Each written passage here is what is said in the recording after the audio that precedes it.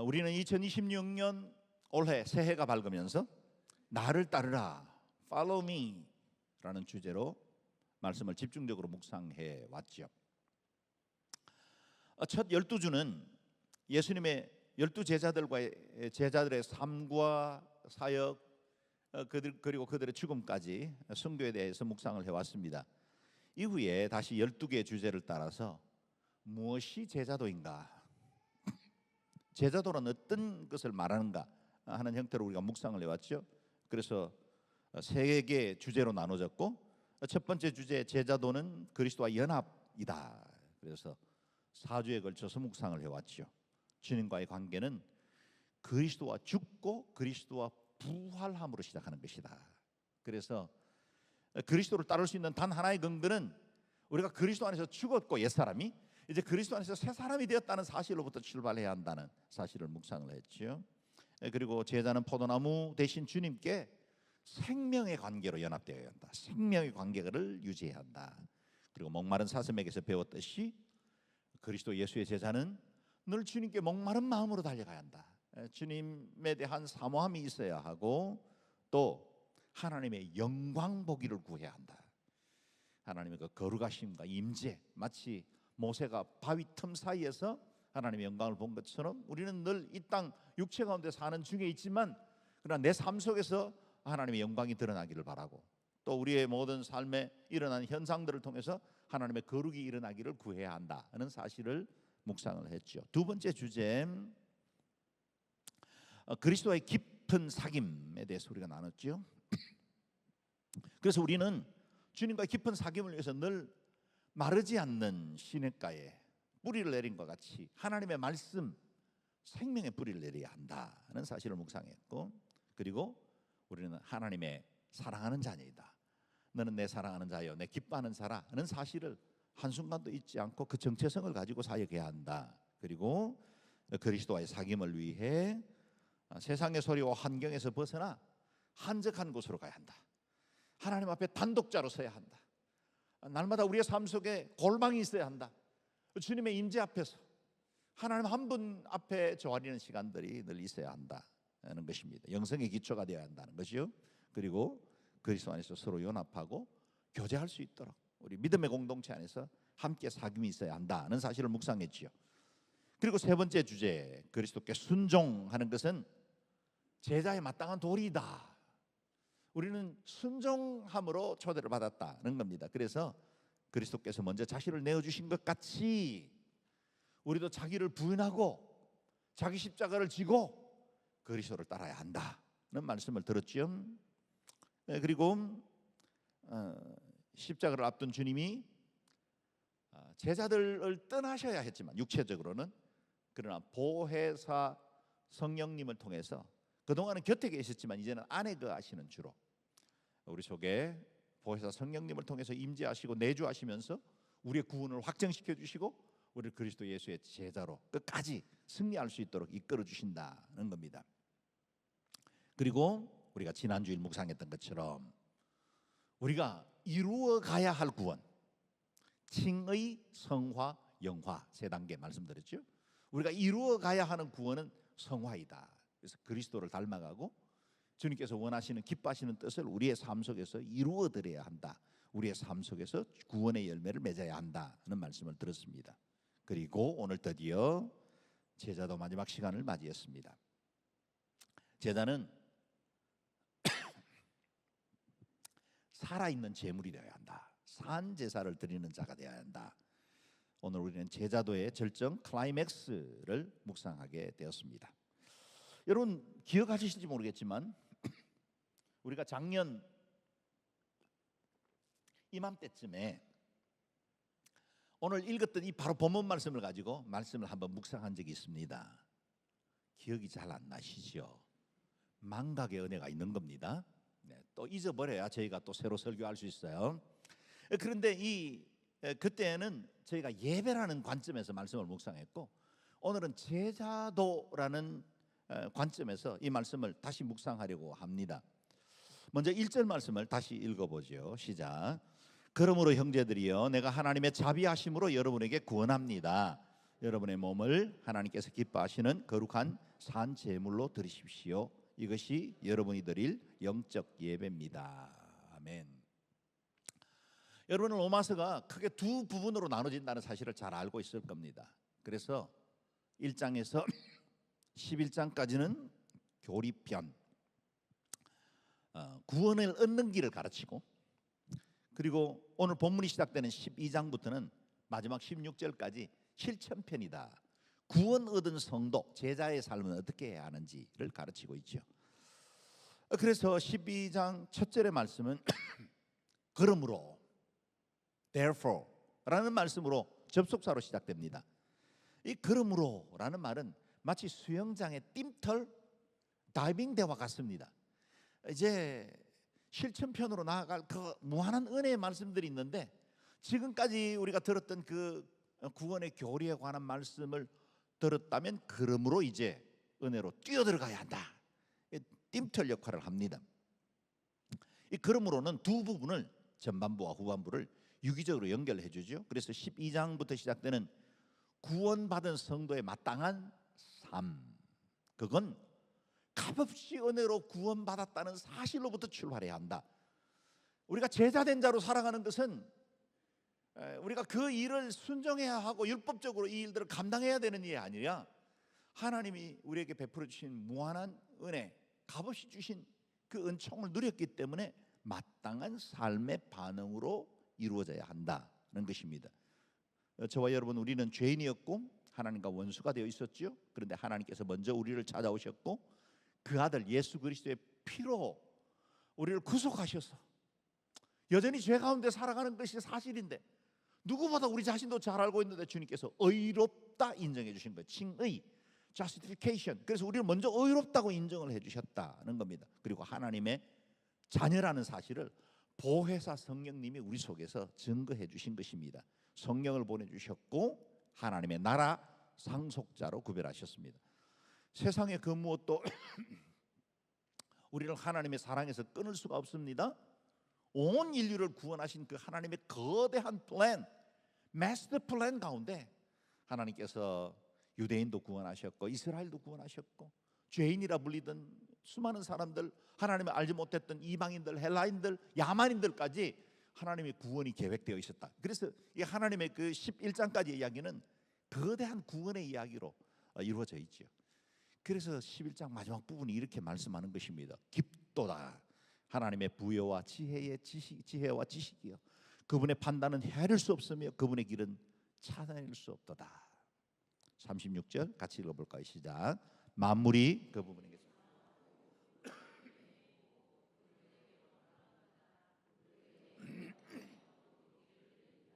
아멘.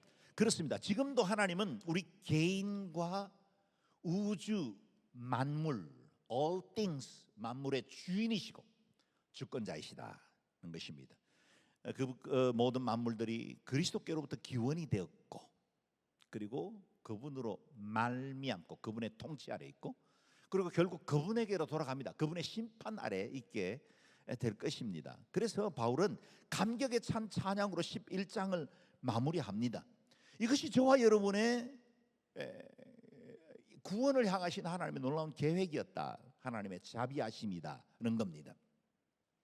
그 놀라운 자비를 전제하고 난 이후에 오늘 본문 말씀 묵상에 들어가야 한다는 것입니다. 그래서 12장 1절은 내가 하나님의 자비하심으로 여러분에게 구원합니다는 말씀으로 시작되죠. 저와 여러분이 하나님의 자비하심을 따라 구원받은 것이 틀림이 없다면, 그 자비하심 때문에 제자가 되고 영생을 얻어서 하나님의 백성이 된 것이 틀림이 없다면 우리는 이렇게 살아야 한다. 어떻게 살아야 할까요? 여러분의 몸을 하나님이 기뻐하시는 거룩한 산 제물로 드려야 한다는 것입니다. 그래서 성도는 몸으로 삶으로 거룩한 제물이 되게 해야 한다는 겁니다. 여러분, 이 짧은 말씀에 담긴 세 가지 정의에 주목해 보십시오. 정리하면 이렇습니다. 하나님은 예배를 기뻐하시죠. 동시에 하나님이 기뻐하시는 예배는 몸으로 드리는 예배이다. 그리고 우리의 몸이 바로 산제물로 드려져야 한다. 이 세 가지 정의를 보면 하나님은 우리의 몸을 제물로 삼아 드리는 삶의 예배를 기뻐하신다는 겁니다. 여기서 우리가 놓치지 말아야 할 사실 한 가지가 있죠. 우리 몸의 예배는 하나님의 자비하심에 근거해야 한다. 제자된 저희가 살아가야 할 그 길, 우리의 삶의 예배는 하나님의 자비하심에 근거를 해야 한다는 것입니다. 하나님께서 먼저 우리에게 큰 자비를 베풀어 주셨습니다. 영원히 멸망당할 수밖에 없었던 우리를 위해 예수 그리스도를 내어주셨죠. 영이신 하나님이 사람의 몸을 입으셨고 이 땅에 우리와 똑같은 몸을 입고 33년을 사셨습니다. 그리고 그 몸으로 십자가의 제물이 되어 화목 제물이 되셨고 자신을 내어주셨죠. 그래서 그 몸의 제사를 통해 우리에게도 자비와 용서라는 은혜의 카펫을 열어주셨고 우리가 주님의 보호자 앞으로 나아갈 수 있게 된 것입니다. 그러므로 우리가 드리는 모든 예배도 몸의 예배, 삶의 예배가 되어야 한다는 것입니다. 에베소서는 우리가 그 은혜에 의하여 믿음으로 구원을 받았다. 우리의 구원은 은혜로 주어진 것입니다. 하나님의 자비하심에 근거하신 것입니다. 하나님께서 우리를 먼저 찾아오셨고 그분의 사랑을 드러내셨습니다. 그래서 하나님의 자비하심으로 구원받은 자임에 틀림이 없다면 여러분의 몸을 하나님께서 기뻐하시는 거룩한 산 제물로 드려야 한다는 것입니다. 그러므로 우리가 산 제물처럼 살아야 하는 것은 의무나 부담, 율법이 아니라 하나님께서 베풀어 주신 그 자비하심에 대한 마땅한 반응이어야 한다. 그 은혜에 감격하고 1장에서 11장까지 주어진 그 하나님의 놀라운 사랑과 은혜, 그 구원의 진리에 감사함으로 마땅히 우리는 그렇게 살아야 한다는 겁니다. 그게 바로 산 제물, 살아있는 제물이 되어야 한다는 겁니다. 이전 구약 시대는 성전 번제단 위에 짐승의 몸을 올려놓아 불살라 예배를 드렸습니다. 제사라는 말에는 sacrifice, 희생, 곧 죽음이 전제되어 있었습니다. 그런데 역설적이게도 오늘 말씀은 우리가 드려야 할 제사는 산제물이 되어야 한다. 곧 살아있는 자의 예배가 되어야 한다는 겁니다. 그래서 그리스도인은 더 이상 죽은 제사를 드리는 사람이 아니라 우리의 삶으로 드리는 산제사, living sacrifice를 드려야 한다는 겁니다.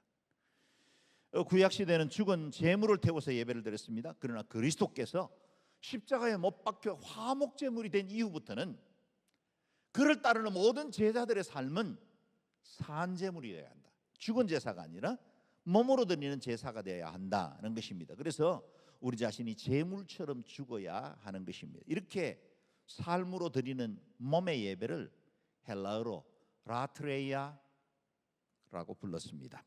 이 라트레이아라는 말은 종, 하인을 의미하는 라트리아스에서 나왔습니다. 점차 섬긴다, 봉사한다는 뜻으로 발전하게 되었고, 그래서 구약 시대에 제사장들이 성전에서 이루어지는 모든 일들을 라트레아라 그렇게 불렀습니다. 그래서 이 라트레아는 영어로 번역하면 서비스, 여러분 영어에는 예배라는 말이 worship이 있고 서비스가 있죠.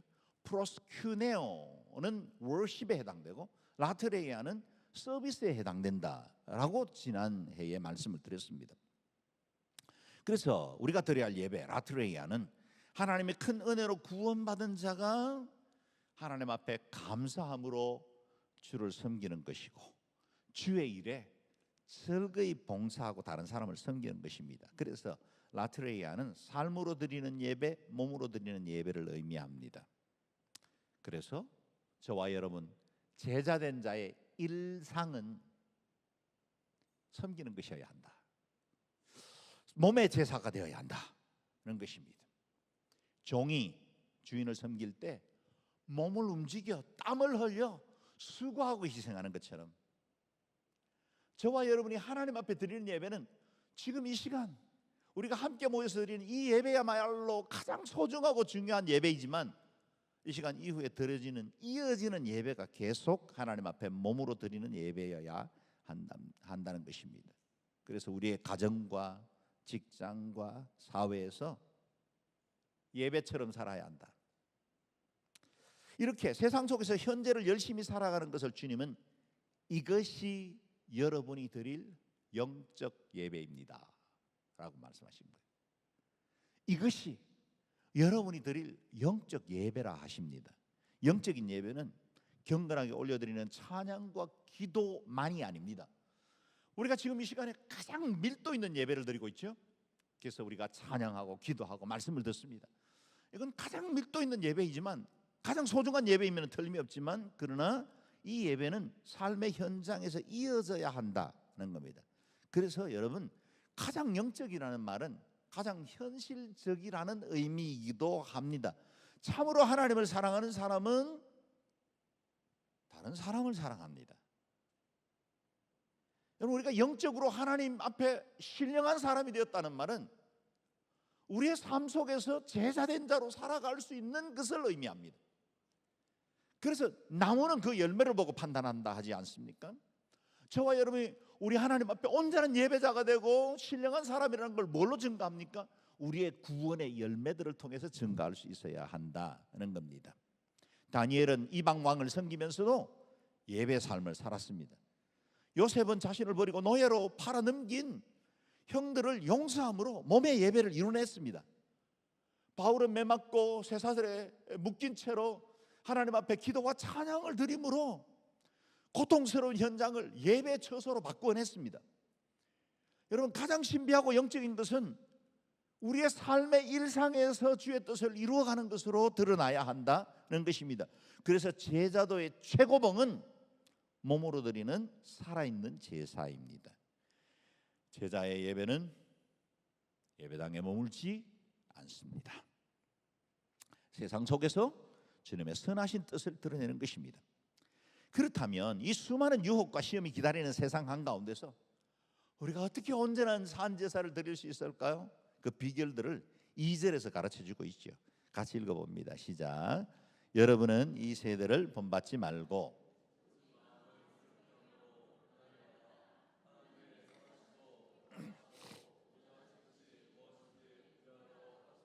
아멘.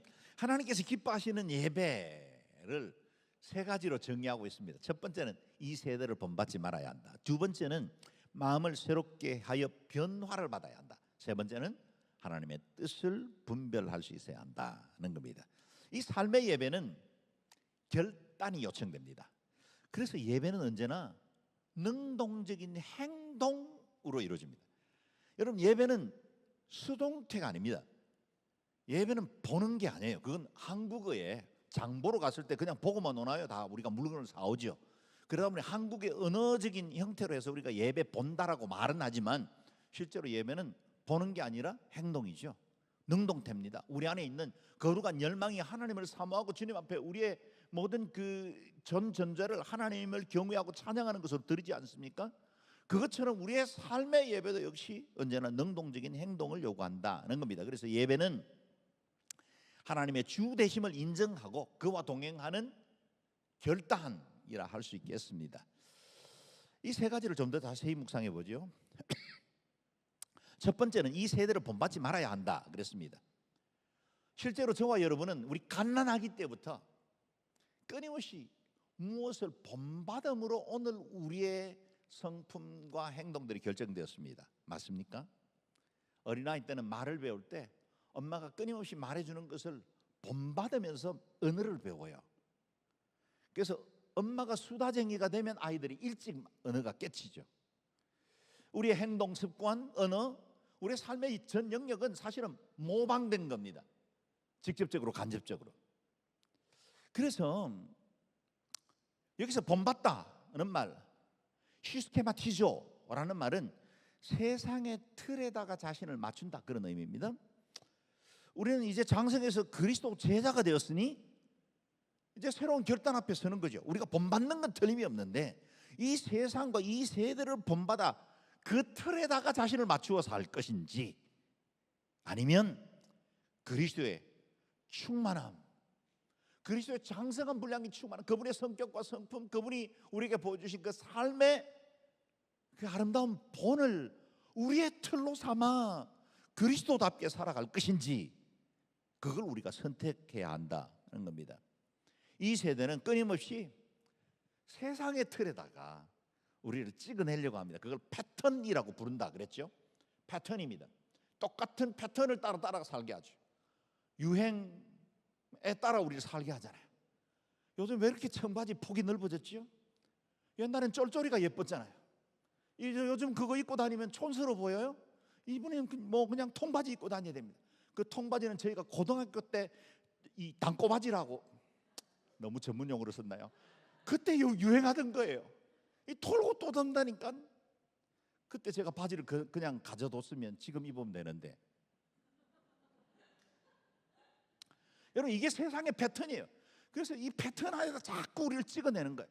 여러분, 통이 넓은 바지 입는 걸 제가 잘못이라고 말하는 게 아닙니다. 이 세상이 가지고 있는 사상과 이념, 그리고 이 세상이 가지고 있는 이 시대 정신에 대해서 우리가 분별하고 살아야 된다, 그런 의미입니다. 어디에다가 우리를 찍어낼 건가? 우리를 어디에다가 본받을 건가? 세상은 너의 유익과 성공, 쾌락을 따르라고 요구합니다. 그래서 이렇게 살다가 성공한 여러 모델까지 보여줍니다.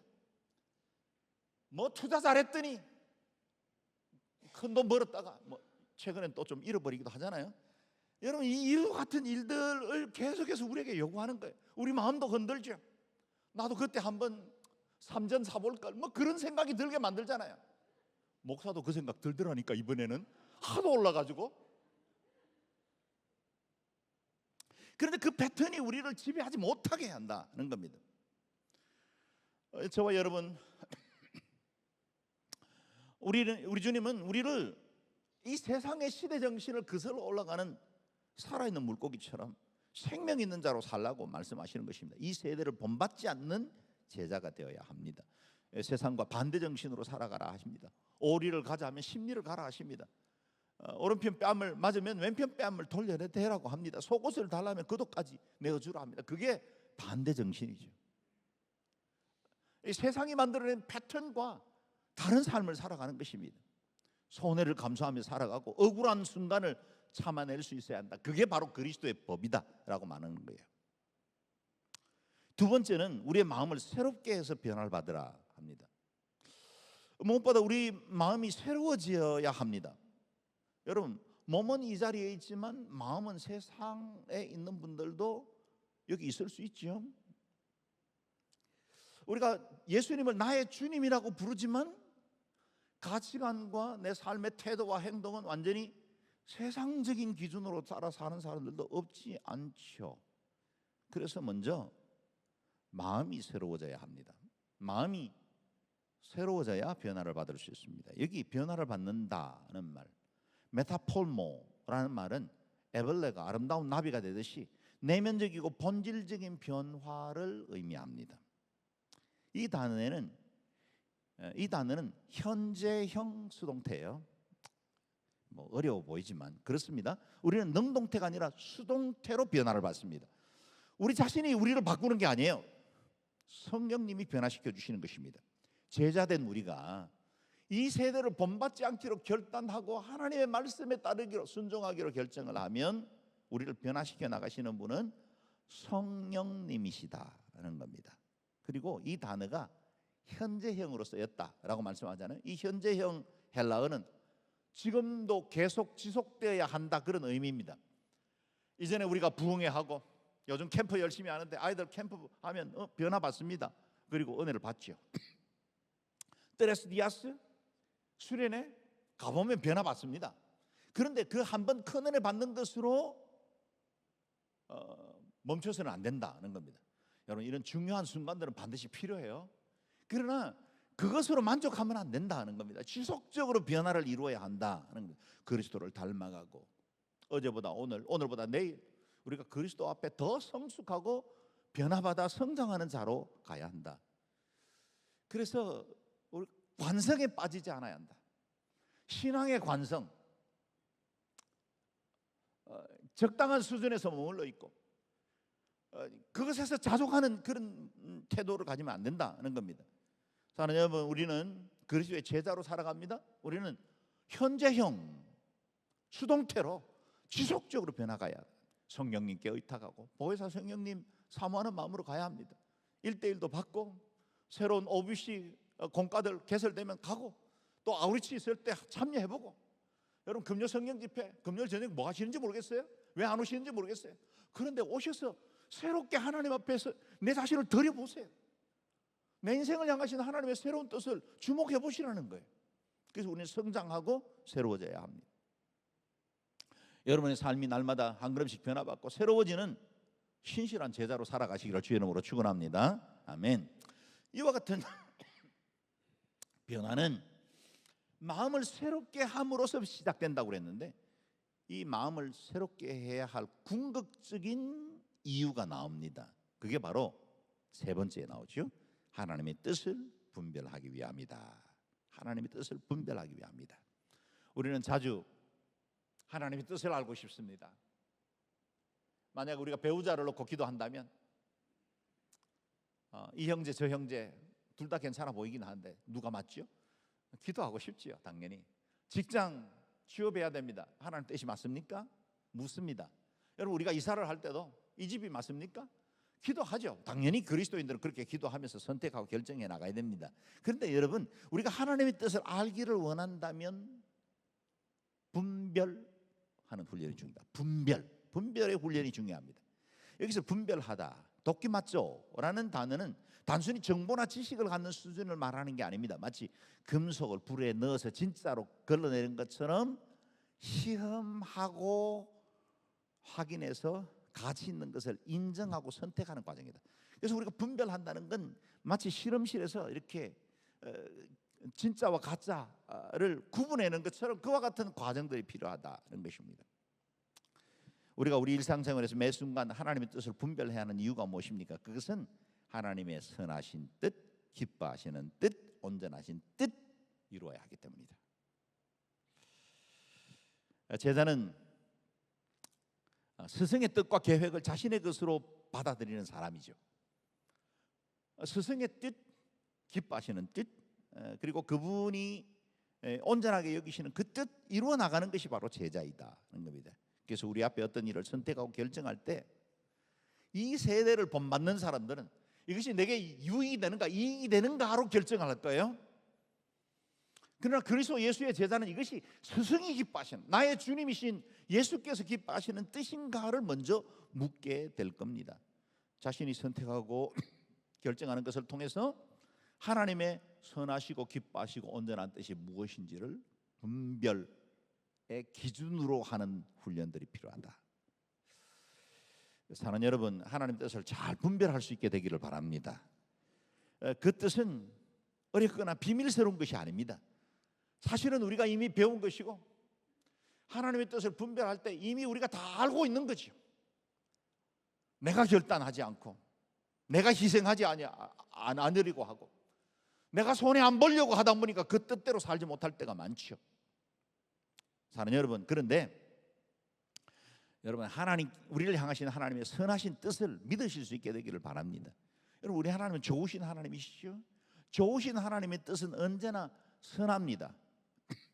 그래서 그분의 선을 구하고 그분의 선하신 뜻을 구하면 우리 인생에, 여러분의 인생에 주님의 선하심이 반드시 드러나게 돼 있어요. 주님의 선하신 뜻을 먼저 구하면 나머지는 하나님께서 그 선하신 뜻을 이루어 주신다니까요. 두 번째는 하나님께서 기뻐하시는 뜻이 무엇인지 분별하라 하지 않았어요? 주님이 기뻐하시는 일이라면 주님이 기뻐하신다고 여기는 그 뜻을 분별만 하면 나머지는 다 형통됩니다. 여러분 형통의 원리가 뭐예요? 하나님의 뜻과 일치하는 거예요. 여러분 기차가 달리고 있는데 하나는 협궤고 하나는 광궤, 기차 못 가는 거죠. 탈선합니다. 그런데 하나님의 뜻에다가 내 모든 레일을 맞추기만 하면 형통이 이루어지는 거 그대로 흘러가는 거예요. 여러분 하나님 앞에 우리가 복된 삶 살기를 원하고 하나님 기뻐하시는 뜻을 살기를 원하면 그 모든 것들이 순적하게 열리고 갈등 없이 혼란 없이 일들이 풀리게 될 거예요. 성공의 비결이에요. 하나님의 기뻐하시는 뜻을 잘 분별하시기를 바랍니다. 그 다음에 세 번째로 하나님께서 온전하신 뜻이 무엇인지를 늘 구하라 하시죠. 하나님의 온전하신 뜻을 구하면 우리 자신이 온전함을 누릴 수 있습니다. 때로는 일이 안 되는 것 같고 불리한 것 같고 손해보는 것 같은데 하나님의 그 온전하신 뜻에다가 초점을 맞추면 그분이 모든 일들을 온전하게 이루어 가세요. 여러분, 이 말씀을 믿으시기를 바랍니다. 세상이 가지고 있는 기준을 따라 이해 득실에다가 초점을 맞추지 말고 하나님이 기뻐하시는 뜻이 무엇인지에다가 초점 맞추고 그분의 온전하심에 내 삶과 제자의 일상들을 조율해 나가면 하나님이 온전케 하시고 하나님께서 기뻐하시는 뜻을 이루어가게 될 겁니다. 무엇이 하나님의 선하시고 기뻐하시고 온전하신 뜻인가? 한번 물어보십시오. 그게 바로 몸의 제사, 삶의 제사입니다. 로마서 5장 12절 13절 말씀인데요. 같이 읽어보죠. 시작. 그러므로 너희는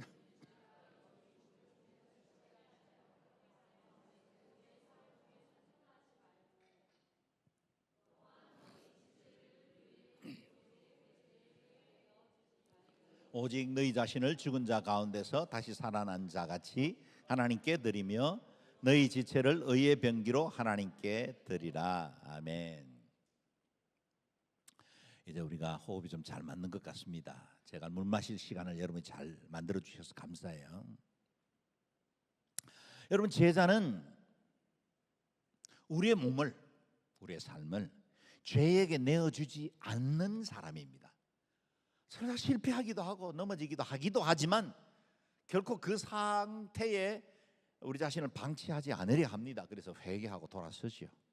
죄가 지배하지 못하도록, 몸의 사욕이 우리를 지배하지 못하도록 끊임없이 몸을 돌이켜 그리스도를 향하고 말씀으로 향하는 자가 제자입니다. 저와 여러분 그렇게 살도록 운명적으로 지어져 있어요. 우리가 주님의 구원을 받아 우리가 하나님의 백성이 된 이후부터는 이제는 벗어날 수 없을 거예요. 내 안에 있는 이 성령님, 보혜사 성령님이 끊임없이 우리를 쑤셔요. 바른 길로 가라고. 너 지금 잘못 가고 있다고. 그렇게 살면 안 된다고. 우리 양심이라는 창을 통해서 성령님이 끊임없이 말씀하시잖아요. 강단에서 말씀하시고 아침 큐티에서 말씀하시고 1:1 양육을 함께 나눔에서 말씀하시고 순에서 말씀하시고 끊임없이 우리에게 말씀하시죠. 제자는 죄에다가 우리를 내어 맡기지 않습니다. 대신 뜻을 정하여 우리 지체를 의의 병기로 하나님께 드리는 자입니다. 이를 통해서 우리가 하나님의 기쁘신 뜻을 이루어 가시죠. 이것이 몸으로 드리는 삶의 예배입니다. 참된 예배는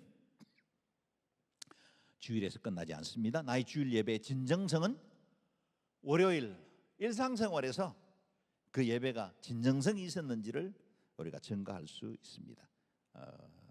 우리 자신이 참으로 참된 예배자라면 결코 주일 예배와 주중의 삶이 분리되지 않을 것입니다. 가장 중요한 예배는 주일 지금 이 시간에 드리는 예배로부터 우리의 삶의 모든 영역에서 삶의 제사가 일치될 때 온전한 그리스도인의 제자의 삶이 되는 것입니다. 그래서 자신의 몸을 살아있는 제물로 드리는 삶의 예배, 그것이 바로 우리의 진짜 예배가 됩니다.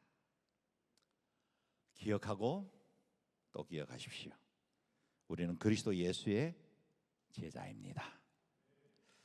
이보다 더 가치 있고 자랑스러운 신분이 어디 있겠습니까? 하나님의 자녀가 되었습니다. 그래서 혹 실패하고 넘어지더라도 다시 일어서는 것입니다. 주님 앞으로 나아가는 것입니다. 혹 부끄럽고 실망스러운 일들을 우리 자신이 경험했다 할지라도 다시 자신을 부인하고 자기 십자가를 지고 주님의 뒤를 따르는 길로 가는 것입니다. 그래서 올 한 해 우리 교회가 정해준 이 아름다운 표, 나를 따르라. 세상의 물질과 명예와 야망을 따르다 보면 우리 자신을 실망시키고 우리가 그곳에서 오히려 더 큰 좌절을 경험할 때도 많지만 나를 따르라 말씀하신 그분은 영원하고 완전하신 창조주이시요 온 세상과 우주 만물을 통치하시는 유일한 주권자이십니다. 그분을 따르는 자에게는 결코 후회함이 없습니다. 실패가 없습니다. 나를 따르라. 말씀하실 때는 하나님의 자신감이 우리에게 드러나는 것이요, 따르기만 하면 복 주겠다, 따르기만 하면 하나님 기뻐하시는 아름다운 복을 이루겠다 약속하시는 것입니다. 올 한 해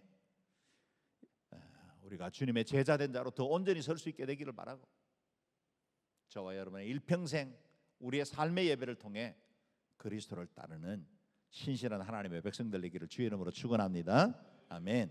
우리 기도할 때 하나님, 우리의 삶 속에 저희가 살아있는 제물이 되게 해주십시오. 그래서 우리의 삶 속에 몸의 제사, 삶의 예배를 통해서 그리스도 예수의 제자된 자의 길을 걸어가는 저희들 되게 도와주옵소서. 그래서 하나님 한 분만 경외하고 주의 뜻을 이루게 도와주시고, 오늘도 성찬 예식을 통해 주님과 온전한 연합을 이루는 그리스도의 백성들 되게 도와주옵소서. 함께 기도하겠습니다. 자비로우신 아버지 하나님, 은혜를 감사합니다. 우리를 구속하여 주시고 주의 친백성 삼으시고 의의 자리에 이르게 해주신 것을 감사합니다. 오늘도 주님 앞에 구합니다. 그리스도 예수의 제자로 살기를 원합니다. 하나님, 오늘 우리가 드리는 이 신령하고 아름다운 예배와 함께 우리의 삶 속에서 몸의 제사로, 삶의 제사로 하나님 기뻐하시는 아름다운 뜻을 이루어 나가기를 원합니다. 자비로우신 아버지 하나님, 주께서 우리 사랑하는 성도들 한 사람 한 사람을 그리스도 예수의 제자로 구별하시고 하나님 기뻐하시는 온전한 산 제물이 되게 해주시고 주의 선하신 뜻을 이루어 나갈 수 있도록 은택을 다하여 주옵소서.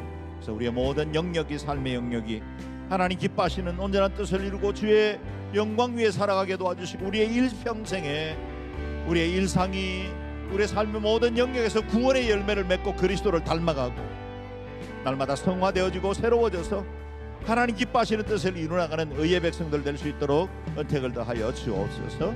하나님, 이 한 주간에도 우리의 모든 삶의 영역에 우리 하나님의 도우심과 은혜가 함께 해주셔서 주의 기뻐하시는 뜻을 이루어나가는 주의 친백성들, 그리스도 예수의 신실한 제자로 주님만 따르는 의의 백성들 되게 도와주옵소서. 자비로우신 아버지, 우리를 구속하여 하나님의 친백성 되게 하셨을 뿐만 아니라 부족하고 허물 많은, 그래서 세상의 패턴을 따라 살고 싶어하는 우리를 나를 따르라 말씀하시고 가장 가치 있고 영원하고 고상한 삶의 자리를 이끌어 주신 것을 감사합니다. 때로 실패하고 넘어지기도 하는 연약한 저희들이지만 오늘도 주님 앞에 나아갑니다. 주의 뒤 따르기로 결단합니다. 우리의 영원한 표대 되신 그리스도 한 분만 사모하고 주님의 뒤 따르며 말씀에 순종하고 그리스도의 장성한 분량이 충만한 데까지 이르는 그리스도 예수의 신실한 백성들, 제자들 되게 도와주옵소서. 오늘도 성찬 예식을 통해 그리스도와 온전한 연합을 이루기를 원합니다. 우리 속에 임하여 주시고 우리가 주님 안에 거함으로 제자된 자로 생명의 관계가 이어지게 도와주옵소서. 감사드리옵고 예수님 이름으로 기도드리며